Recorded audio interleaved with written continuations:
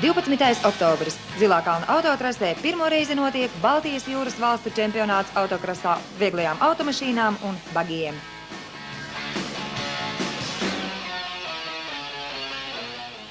Pašizturīgākie skatītāji šodien šeit Zilākalna trasē.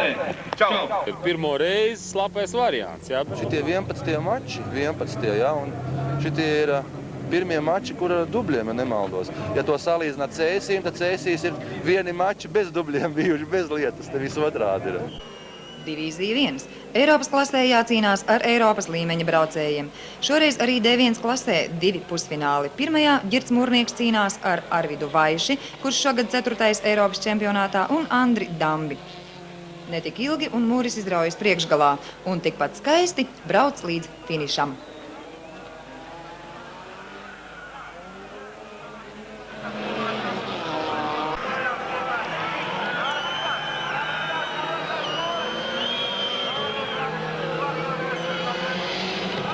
Pirmais, kas man patīk, Girta Mūrnieka starts, tas bija kolosāls, jā. Viņš ar Zēbergu cīnījās te, vispār ļoti labi bija. Mūrs bija ātrs dikti. Viņš baigi labi nobrauc to pirmo iebraucienu. Labs. Mūrs vienmēr labi izcēlies ar braukšanu labi. Šodien cepurnos.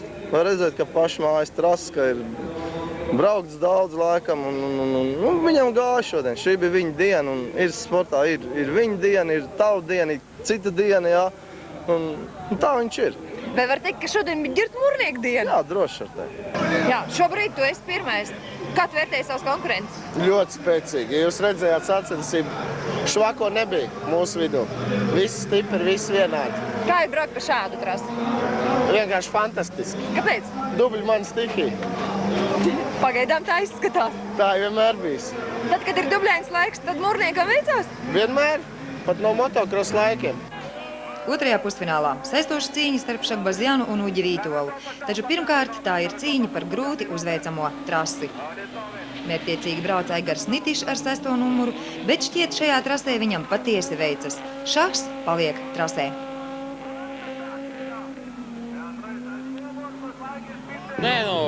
Es domāju, ka tā braukšana viņam pašlaik ir otrajā vietā. Viņš ir kā menedžers savā vietā ļoti labs, jā. Un, cik es zinu, viņa plāni tagad ir, lai nākošu gadu Andris Dambis būtu Eiropas čempions. Viņa komandas biedrs, viņš meklē priekš tā naudu, jā, un to viņš māk atrast. Tiešām. Un tā fināls D1 klasē bez komentāru. Šķiet, tā patiešām bija Girta Mūrnieka diena.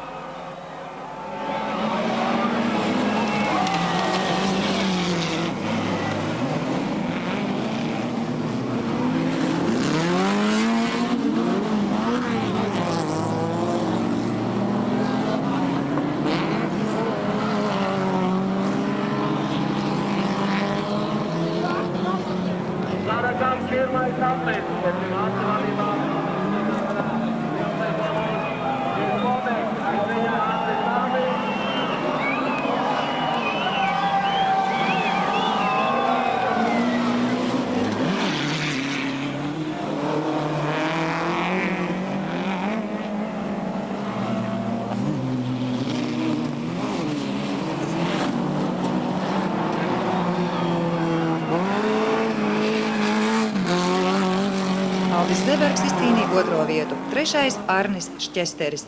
Uzvarēja Mūris.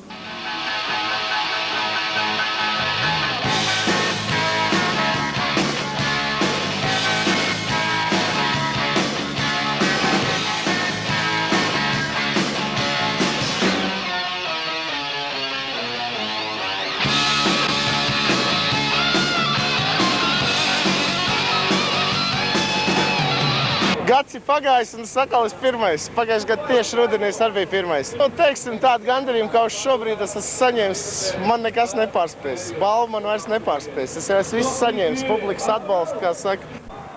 Bet trasē tolaik turpinājās cīņa par Baltijas jūras valstu čempiona titulu. Klasika šodien 27 mašīnas bija no rīta, drusku atkrita, 24 palika. 24 klasikas, tas ir pēc pusotra gada, kad piedzima klasikas Latvijā. Tas ir ļoti normāli. Tas ir daudz? Tas ir daudz un nāks vēl klāt. Te jau viss klāt netika. Jā, šī klase kļuvusi par sportistu ziņā visdaudzskaitlīgāko. Visi gaidīja cīņu starp Arni Bāliņu un robežnieku Ilgoni Krūmiņu, bet skatieties paši, tas ir pirmais pusfināls. Bāliņš kādu brīdi brauca 5. līdz tomēr bija spiests izstāties. Dubļos iestīga arī Volkswagen Vabolīte. Žēl. Es domāju, ja šitā turpināsies, tad šodien Leišs paņems pirmo vietu klasikā. Diezgan Leišs ļoti spēcīgi šodien. Jā, otrajā pusfinālā lietuviešiem veicas, un ar viņiem itin sīva cīņa. Vēl jāpiemina, ka šajās sacensībās nepiedalījās Ivars Kokums, jo savu mašīnu viņš esot pārdevis.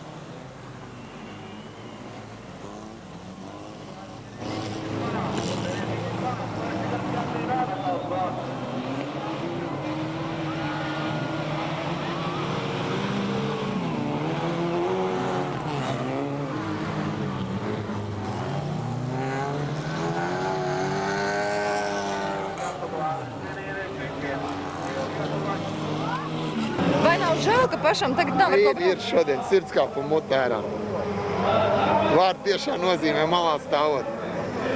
Visi jau nāk klāt un prasa, kā ir, bet ko lai dara. Vai tas nozīmē, ka vairāk neturpināsiet braukt? Ziemas sezonu izlaidīšu. Ziemu izlaidīšu, un es domāju, ka vasarā fani atkal varēs likt cerības uz mani. Vai padomā kādu jaunu mašīnu? Jā. Paidām neko teikt nemāk, bet, dzīve rādīs. Finālbraucienā klasikā 2000 tiesības piedalīties izcīnīja arī Ilgonis Krūmiņš ar savu Vabolīti. Fināls jāskatās bez komentāra.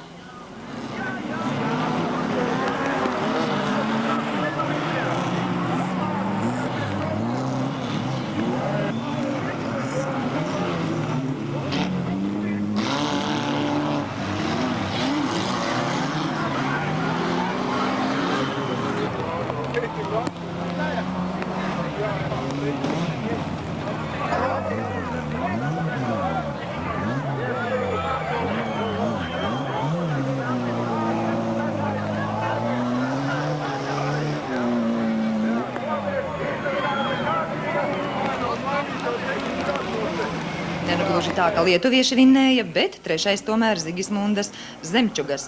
Otrais Pēteris Vītols no Ieriķiem, bet šo krosu novinnēja Viesturs Pakulis.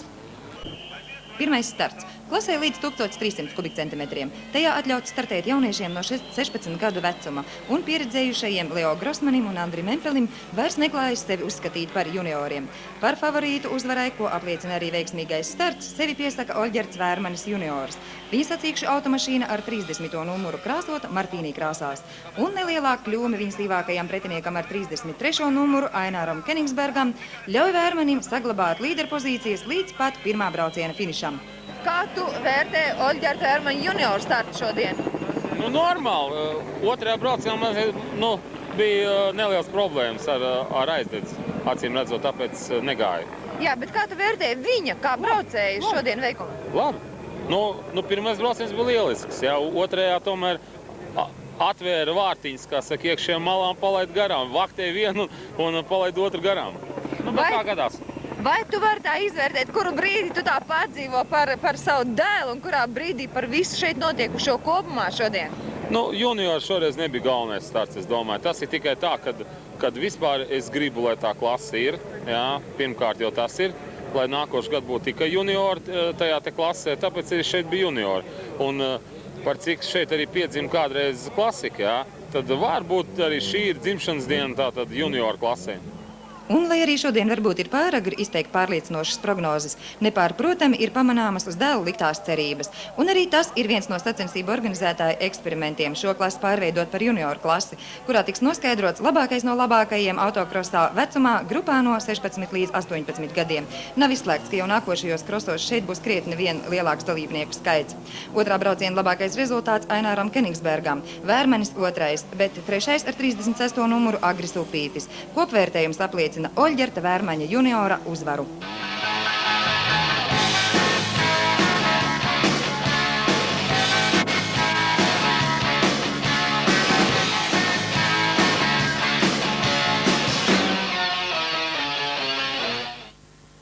klasē līdz 1600 kubikcentimetriem, lielais dalībnieku skaits nodrošināja pilnus 2 startus pusfināla braucieniem. Šķiet, neviens nešaubījās, ka jāuzvar rencēniešiem. Raitis Kociņš un brāļi Ivo un Uģis Traubergi brauc lieliski. Latvijas čempionāta šīs sezonas līderu trīnieks. Nopietnu konkurenci viņiem sastādīja vienīgi Modris Bergmanis no Bēnes. Pašlaik redzamajā pusfināla braucienā Ivo Traubergam ar 39. numuru nenākas viegli panākt Bergmani. Tostarp avarē ropažnieks Andrejs Lajevskis. Šitais bija pirmais skaistākais kūlens šķiet šodienas krosā. Jā, tā sanāca.